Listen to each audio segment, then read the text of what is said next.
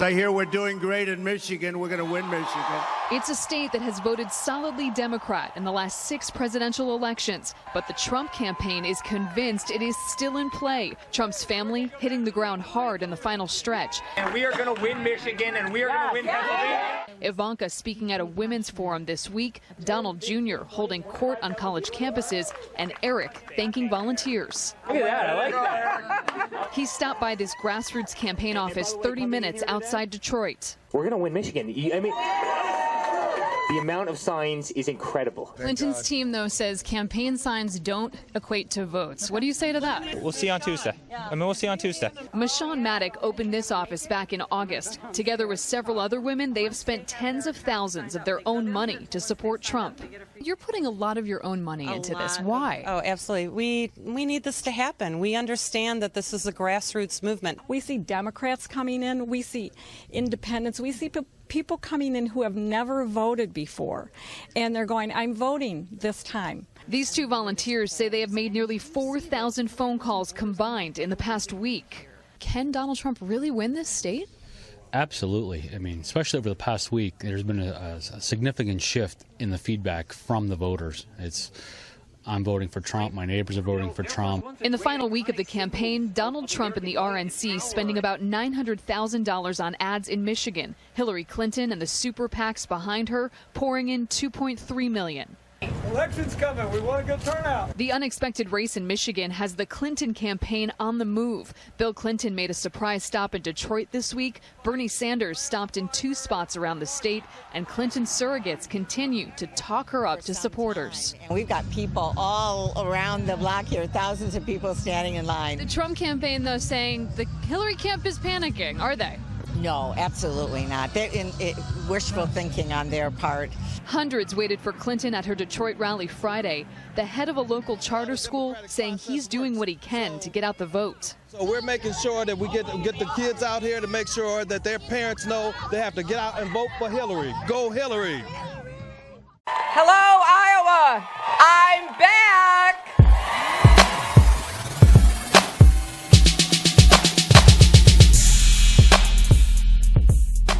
I'm running for president. I am running for president of the United States.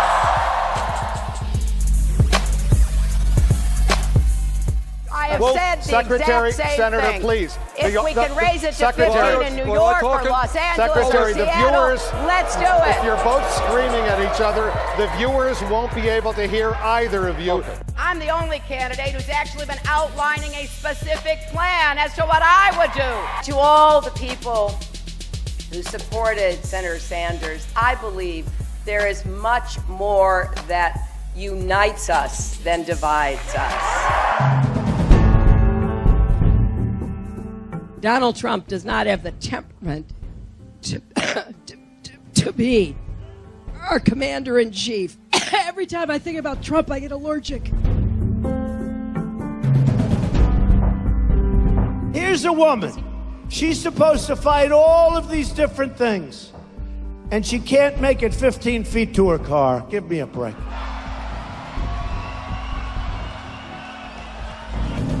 The good news is my pneumonia finally got some Republicans interested in women's health.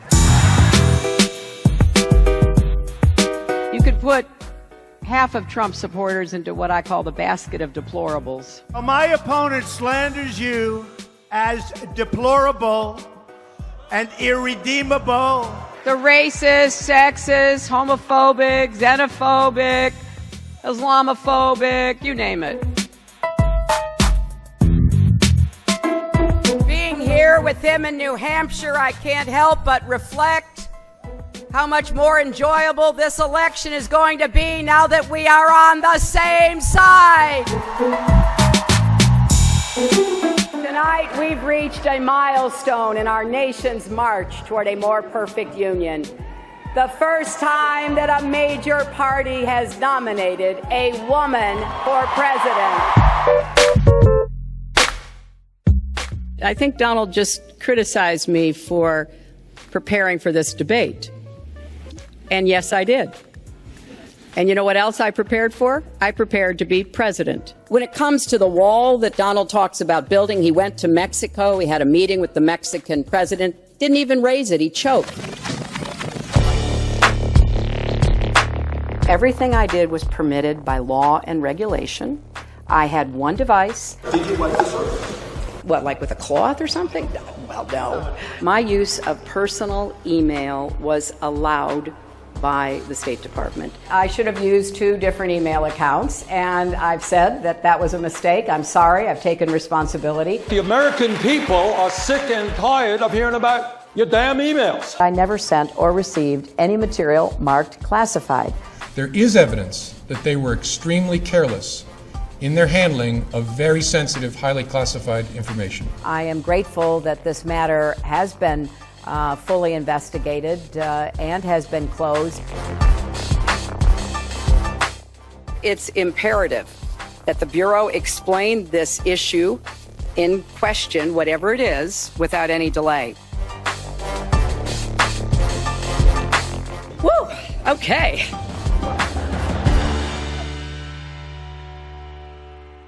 From the moment Donald Trump took an escalator to announce his candidacy, campaign 2016 has escalated into laughs. From awkward air kissing to sniffing to coughing. Every time I think about Trump, I get allergic. The Donald's not allergic to kids. He actually signed one, but threatened to reassign a crying baby. Don't worry about that baby. I love babies. A minute later... Actually, I was only kidding. You can get the baby out of here. And then there was Mini Trump. Do you want to go back to them, or do you want to stay with Donald Trump? Trump. A crowd-pleasing answer till you realize Mini Trump parrots the last word he hears. What's your name? Name. And then there was the childlike delight in balloons. Hill and Bill batted and kicked them. It seemed like he'd seen balloons for the first time in his life. I mean, look at how delighted he is. The Donald seemed delighted with his own pronunciation. Nevada. Nobody says it the other way. It has to be Nevada. Actually, Donald, wrong. This is right. Nevada. At one rally... Hey, get this thing out of here, will you? Trump attacked his teleprompter. He publicly humiliated... Like this stupid mic. His microphone. Stupid mic keeps popping. Remember when Hillary barked into her mic? And then this happened at a Trump rally. This is something you shouldn't do. What was that? Is that a dog? Uh-oh. It's Hillary. When it comes to the insect vote, the Donald attracts mosquitoes. Ooh, there was a mosquito. I don't want mosquitoes around me. And Hillary appeals to flies. Any way he chooses. If only time would fly so we can get relief from the constant buzzing of the candidates. I don't like mosquitoes. Jeannie Moe, CNN, New York. I actually like Jay-Z, but you know the language last night. Oh. I was thinking, maybe I'll just try it. Should I use that language for one of them? Can you imagine if I said that? So he used every word in the book. I won't even use the initials because I'll get in trouble. They'll get me in trouble. He used every word in the book last night. And by the way, in Hershey, Pennsylvania, last night, we had an arena. We had 27,000 people show up. Maybe they couldn't get in. Far more than Jay-Z had with their free tickets. Free tickets. Far more. And Beyonce. And I like them both. But he used language last night that was so bad. And then Hillary said, I did not like Donald Trump's lewd language. My lewd language. I tell you what, I've never said what he said in my life. But that shows you the phoniness of politicians and the phoniness of the whole system, folks. Donald Trump rushed off the stage by Secret Service. Jeremy Diamond was at that Trump rally when this moment happened. And I know, Jeremy, you were able to get some video even. So we're going to play that as you describe for me exactly what you're able to tell us you saw. Yes. So essentially, Donald Trump was rushed off the stage very suddenly in the middle of his speech. He was. Then we saw some commotion towards the front of the stage. Suddenly, a lot of the crowd started surging backward, away from the stage and toward the press pen. And that's when you saw some people with some frightened looks on their faces, as it was really unclear what exactly happened. I was able to get over the press barricade and into the crowd to film what exactly happened, and that's where I found a man detained on the floor.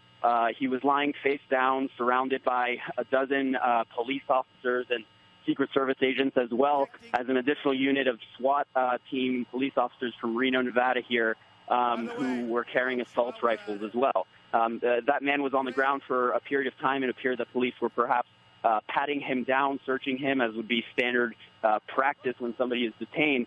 That man was then brought to a separate room where we believe that he was in the bathroom of a separate room there, where we believe that he may have been interrogated by Secret Service and local police. But certainly a frightening incident. A lot of people in the crowd were frightened. But Donald Trump quickly reemerged several minutes after he was detained, saying that, thanking the Secret Service, saying that they did a fantastic job. What you gonna do?